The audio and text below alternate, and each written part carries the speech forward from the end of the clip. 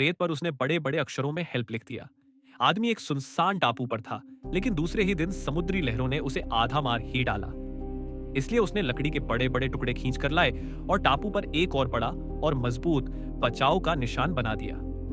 उसके बाद उसने कुछ नारियल तोड़े। 3 दिन से पानी न पीने के कारण उसने सबसे बड़ा नारियल उठाया और जोर से पत्थर पर पटका, लेकिन बार बार फेंकने पर भी वह जरा भी नहीं टूटा।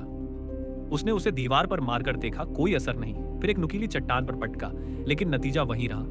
गुस्से में उसने एक पत्थर उठाकर नारियल पर दे मारा। नारियल तो नहीं टूटा, लेकिन पत्थर जरूर फट गया। उस फटे हिस्से में धार बन गई। आदमी ने तुरंत उससे नारियल को काटा। इस बार काम आसान हो गया, लेकिन वह कुछ ज्यादा ही उतावला हो गया था। अब उसने नुकीले पत्थर से धीरे धीरे नारियल में छेद किया, और जब वह मरने ही वाला था तभी उसने नारियल का सारा पानी पी लिया। फिर उसने बाकी नारियल के पत्ते इकट्ठा करके बांध के लिए रख लिए। लंबे समय तक नंगे पांव चलने से उसका पैर सड़ गया था। उसने पैंट फाड़कर कपड़े की पट्टी बनाई और घायल पैर पर बांधी। फिर पत्ते को बची हुई एक जुराब में भर लिया।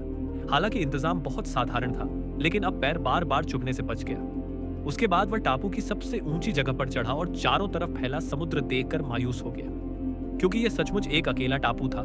रात में वह अपनी पत्नी की तस्वीर देखता और बीते दिनों को याद करता।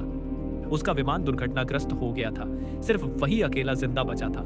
सचमुच हाल बहुत खराब थे। अब तो साफ पानी पीना भी उसके लिए सपना बन गया था। कोई जीवित रहने की कला उसे नहीं आती थी। यहाँ तक कि मछली भी उससे डरकर भागती नहीं थी। यहाँ बस एक ही फायदा था, आधी रात जब वह समुद्र की ओर मुंह करके पेशाब करता तो कोई देखने वाला नहीं होता। अब इन हालात से तंग आ चुका था, इसलिए दूसरे दिन सुबह जब सूरज निकला तो वह रबर की नाव लेकर समुद्र में उतरा। लहरें उसके सामने टकराईं, पर उसके चेहरे पर कोई डर नहीं था। उसे टापू छोड़ना ही था, क्योंकि उसकी पत्नी अब भी उसे ढूंढ रही थी। लेकिन उसने लहरों की ताकत को कम समझा। लहर ने उसे सीधे पानी में पटक दिया। किसी तरह वह पानी से बाहर निकला ही था कि पीछे से एक और लहर आ गई और उसे फिर से समुद्र में धकेल दिया। उसका संतुलन बिगड़ गया और वह चट्टानों पर जा गिरा। दर्द से वह पानी में चीख उठा। घायल पैर घसीटते हुए बड़ी मुश्किल से किनारे लौटा। उसने सोचा, लहरें वाकई बहुत खतरनाक हैं, जरा और होता तो वह मर ही जाता। फिलहाल उसने टापू छोड़ने का विचार टाल दिया, पर खाली बैठना बेकार था। उसने बहकर आए कुछ पार्सल खोलने शुरू किए। पहले पार्सल में एक पोस्टकार्ड था जिस पर दादा ने पोते को शुभकामनाएं लिखी थीं और जन्मदिन पर एक वॉलीबॉल दिया था। दूसरे पार्सल में एक जोड़ी आइस स्केटिंग वाले जूते थे। ऊपर लगी बर्फ की धार उसके काम आ सकती थी। तीसरे पार्सल में एक महिला की पोशाक थी। ये कुछ साधारण पार्सल ही उसके लिए टापू पर सबसे कीमती चीजें बन गई। उसने डिब्बों को जमीन पर बिछा दिया। जूतों की धार से नारियल खोलना आसान हो गया। पोशाक के कपड़े से उसने जाल बनाकर छोटी मछलियां पकड़ी, मगर उनका स्वाद बेहद खराब था। खैर, टापू पर केकड़े बहुत थे। उसने बर्फ की धार से भाला बनाया और आसानी से एक मोटा केकड़ा पकड़ लिया। पर जैसे ही खाने की तैयारी की, उसे समझ आया कि बिना पकाए खाना मुश्किल होगा। इसलिए उसने जंगल का सबसे जरूरी काम करने की ठानी, आग जलाने की। उसने लकड़ी को रगड़ा, काला चूर्ण बना, धुआं उठा, पर जब सफल होने ही वाला था, लकड़ी टूट गई। वह गुस्से से फट पड़ा और चिल्ला चिल्लाकर टापू पर अपना गुस्सा निकाला। फिर थका हारा बैठा था कि उसने देखा अभी अभी फेंकी गई वॉलीबॉल उसके खून से सनी हुई थी और उस पर इंसान का चेहरा सा बन गया था। उसने उसमें आंख, नाक, मुंह बना दिए। यहीं से विल्सन का जन्म हुआ। अब विल्सन उसका साथी बन गया। चाहे वह उससे कुछ भी कहे, विल्सन हमेशा मुस्कुराता रहता और उसके साथ रहता। जब भी वह हार मानने लगता, विल्सन की ओर देखकर फिर से हिम्मत पा लेता। कभी कभी विल्सन की मुस्कान उसे चिढ़ाती, पर वह और मजबूत बनता गया। उसने गड्ढा खोदा, लकड़ियां लगाई, सूखी घास डाली और आखिरकार आग जला ली। अब वह बेहद खुश था। उसे लगा जैसे वह इस टापू का राजा हो।